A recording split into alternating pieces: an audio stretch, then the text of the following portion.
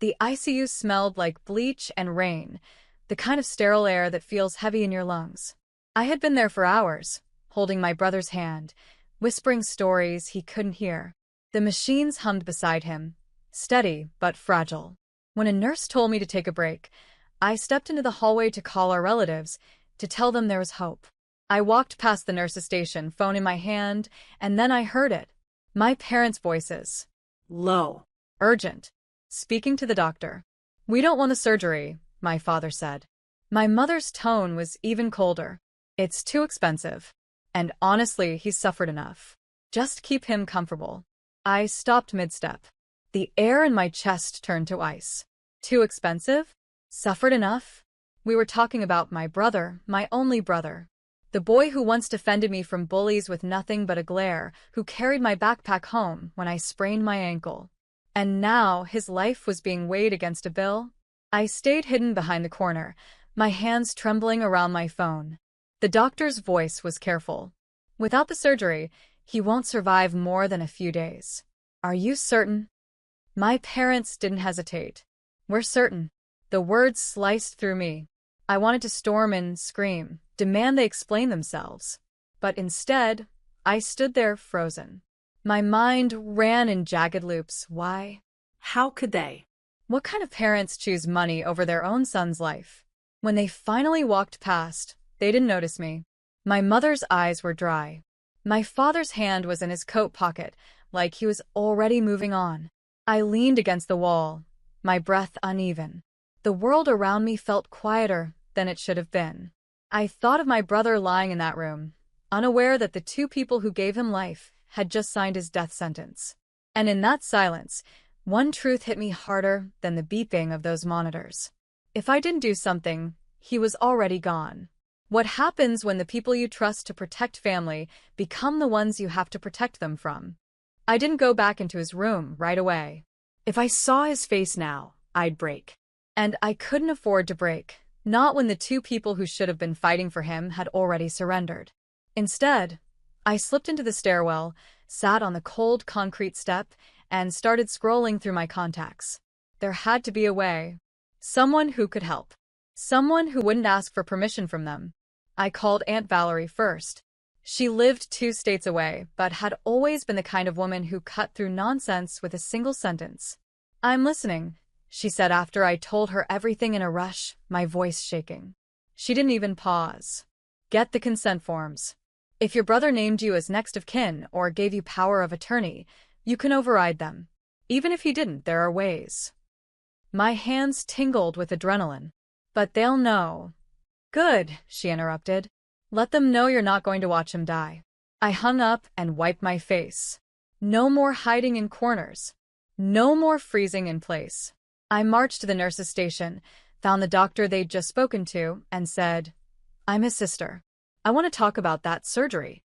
He looked at me carefully, his eyes flicking toward the hallway where my parents had disappeared. "They made their wishes clear," he said softly. I leaned forward. "Their wishes aren't his. And if you check his file, you'll see he wrote my name under emergency contacts. Not theirs." The doctor hesitated, then stood. "Follow me." Inside his office, he pulled up the records. My name was there, bold on the screen. And just like that, the decision shifted. Papers were printed. A pen was placed in my hand. My signature felt heavier than any document I'd ever signed, but my hand didn't shake. I was done letting silence decide his fate. When I walked back into my brother's room, the hum of the machines felt different. The surgery was scheduled. He had a chance now. But I also knew this. When my parents found out, the real fight would begin.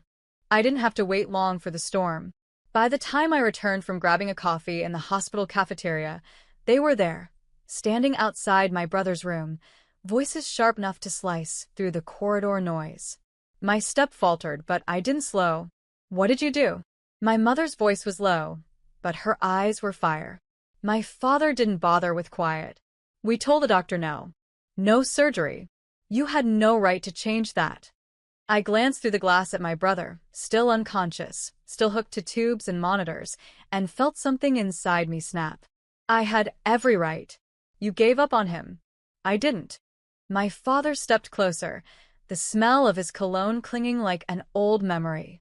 You think you're some kind of hero? You have no idea what this will cost. I met his stare without blinking. If it costs every dime I have, I'll still sleep at night knowing I didn't let him die because of a bank balance. People were watching now, nurses at the desk, visitors passing by. My mother's lips tightened into a practiced smile for the audience, but her whisper to me was venom. You'll regret this. Don't expect our help when it all falls apart. I leaned in, just enough that she could hear me, but the others couldn't. I don't need your help. I just need my brother alive. She pulled back like I'd slapped her. My father's jaw tightened, but for the first time in hours, he didn't have an answer. The doctor appeared then, holding a clipboard. We'll prep him for surgery in 20 minutes. His tone was steady, but his eyes flicked between us, reading the tension like a headline. My parents didn't say another word. They turned and walked down the hall, shoulders stiff. I went back into my brother's room, sat beside him, and took his hand again. My thumb brushed over the foretape. You're going to make it, I whispered. Even if I have to fight everyone to get you there. The hours of the surgery felt endless. Every tick of the clock above the waiting room door was another reminder that this was a fight I hadn't planned for, but one I refused to lose. I sat alone in a corner chair, coffee long cold, fingers twisting the hospital band around my wrist. My parents didn't sit with me. They paced on the far side of the room, whispering in clipped tones, shooting glances my way like I was the problem here. When the surgeon finally came out, his mask pulled down, I stood so fast my knees cracked. He made it, he said. It'll be a long recovery, but the surgery was a success. The relief was instant, dizzying. I wanted to laugh, cry, collapse all at once. But then I saw my parents' faces, tight, unreadable.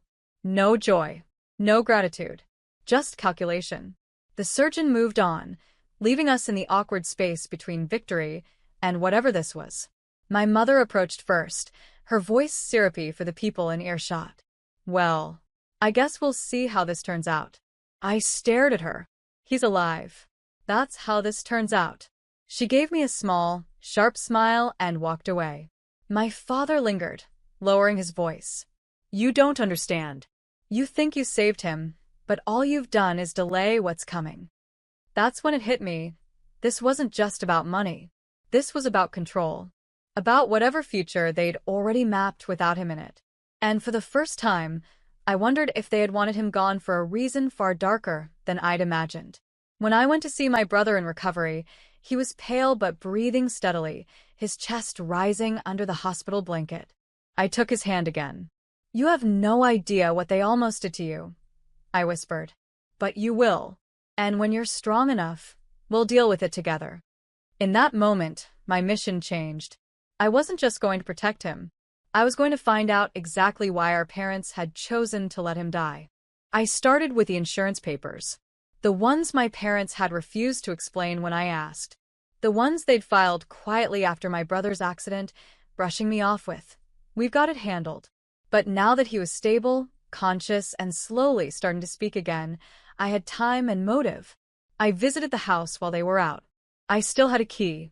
My father had forgotten to change the locks. A mistake. In the drawer beneath the old printer, I found it, a thick file labeled in my mother's handwriting. Life plus Medical Evan. My brother's name. Inside were documents I didn't want to believe. Life insurance policies signed 3 months before the crash. An accidental death, clause worth over $850,000.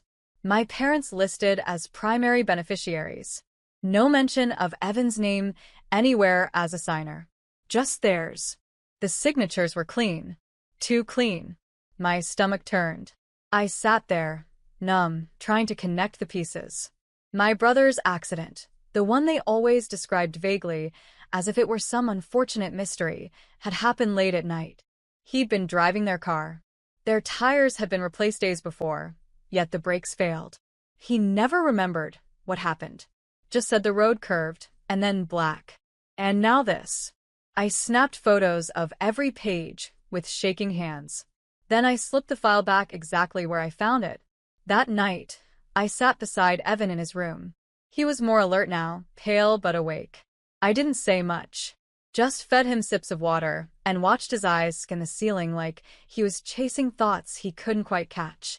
Then he whispered, "Did they come?" I swallowed hard. They were here. Not for long.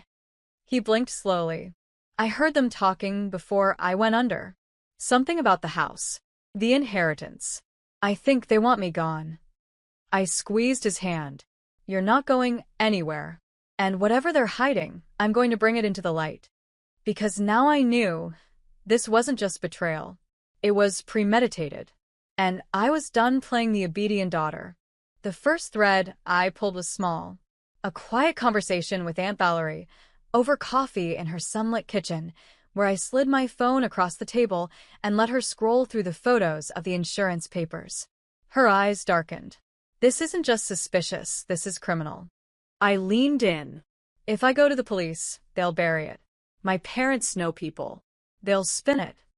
She sipped her coffee, thinking. Then, you don't start with the police. You start with the people they can't control. 2 days later, I reached out to a local investigative journalist, one who had built a reputation for dragging small-town corruption into the light. I didn't give my name at first. I just sent the documents, the timeline, the hospital incident. The reply came within an hour. Meet me. This needs to be told.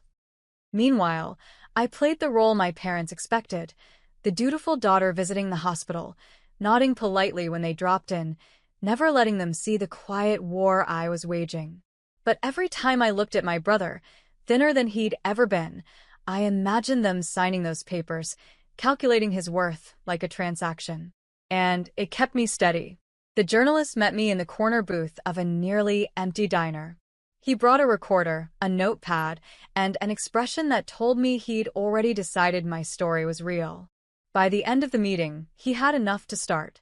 But I gave him one more piece, the kicker. They tried to stop his surgery. If I hadn't stepped in, he'd be dead right now. His pen stopped mid-scribble. We'll lead with that. The plan was simple. Slow leaks. A whisper here, a fact there. Build the tension until the full story dropped. Let my parents feel the walls closing in without knowing where the cracks were coming from. The first article ran online a week later. Local family under scrutiny for alleged medical neglect. No names yet. Just enough detail for them to recognize themselves in every word. And when my mother called that night, her voice sharp, demanding to know if I had something to do with this, I let a smile curl across my lips before saying, "I told you. I'm not letting him die." She hung up without a word. The second article dropped on a Thursday morning. This time, there were names. My parents' names. My brother's. Mine. The headline was colder than I expected. Insurance, neglect, and family betrayal inside the ICU decision that sparked outrage. The photo was of the hospital entrance, but the words inside were a scalpel. They cut through every layer of their carefully curated image. The respected churchgoers, the loving parents, the couple everyone trusted. By noon, their phones must have been on fire. I knew because mine was. Texts, voicemails. From them. From relatives. From neighbors I hadn't spoken to in years. Some were supportive. Others told me I'd destroyed the family. But I wasn't the one who signed those papers. That afternoon, I went to the hospital. My brother was stronger now, able to sit up, his voice still rough but steady. "It's all over the news," he said. "People are talking." I pulled a chair close. Good. Let them. We were mid-conversation when my parents walked in.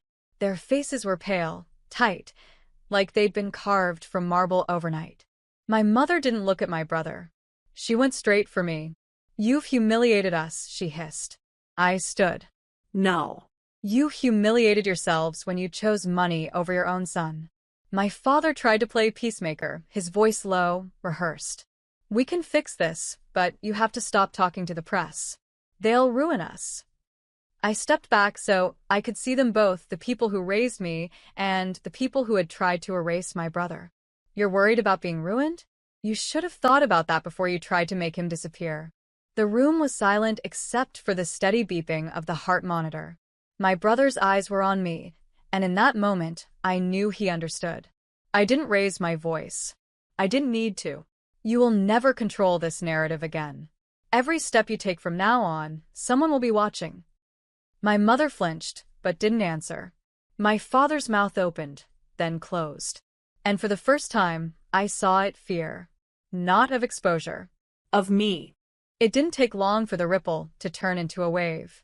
By the end of the month, the third and final article hit.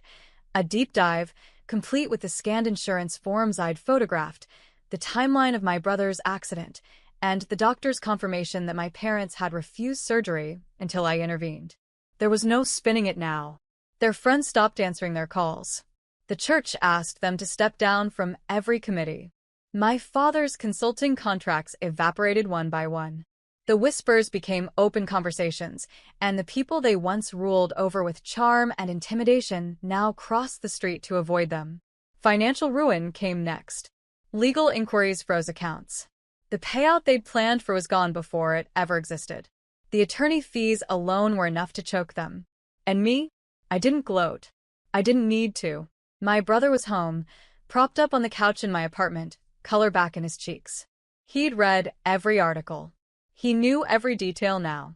One evening, he looked at me over a plate of takeout and said, "They'll never forgive you." I smiled faintly. Good. I didn't do this for their forgiveness. Outside, the sky was painted in gold and violet. For the first time in months, the air didn't feel heavy. The war was over. A week later, I saw them for the last time. They were leaving the courthouse, surrounded by reporters, eyes down, clothes rumpled. I didn't approach. I just stood across the street with my brother beside me. They looked up once, long enough to see us together, alive and unbroken. I didn't wave. I didn't speak. I just let the silence between us do what it had always done, tell the truth. And this time, they were the ones frozen in disbelief.